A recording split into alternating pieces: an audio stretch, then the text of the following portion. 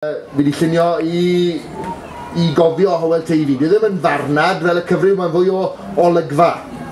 Ac fi wedi gwneud nifer o gerddi yn sôn am rhai o'r mawrion ni wedi colli yn ddiweddar, y rhai yn benodol fi sy'n digon lwcus i gwrdd â nhw.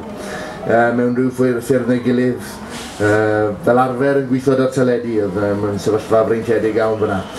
Felly, ddechreuwn ni dy Hywel Teifi, wedyn mae dyn ni gerdd i'r bardd Nigel Jenkins i gloi. Beth na fi, ymateb wrth ti fynd? Ymateba fan hyn, wedyn mewn ni gynlluniau sti cynt da'r llall.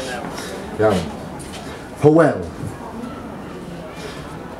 Mae'r llwyfan yn wag, a dim ond gryddfan trydan fel cleren i'w glywed yn dod o'r meic.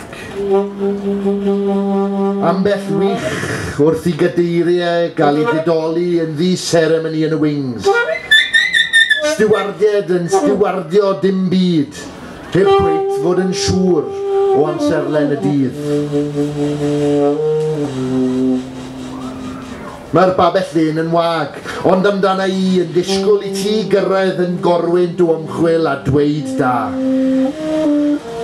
Yn ysgol haig cart y ffair, yn brifardd y dafarn, yn fab darogan y terasau. Ond ni ddawd y gorwynt, dim ond awel am cludau Aberarth. Yno mae'n fynwentaidd o dawel.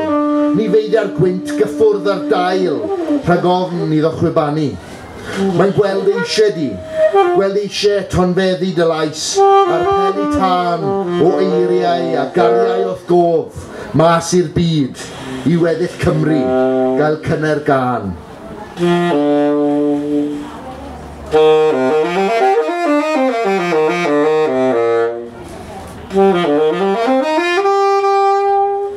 A dyna ti yn synfyfyrio dros fai Ceredigion, yn gwybod beth ath o'i le, ac yn gwybod siwt mae unioni'r cam.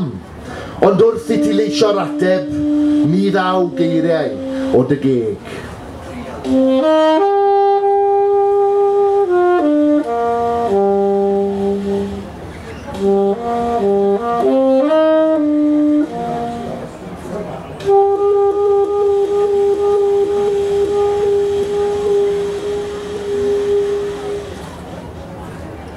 Diolch yn fawr, Mr Daniel Williams, Professor Daniel Williams.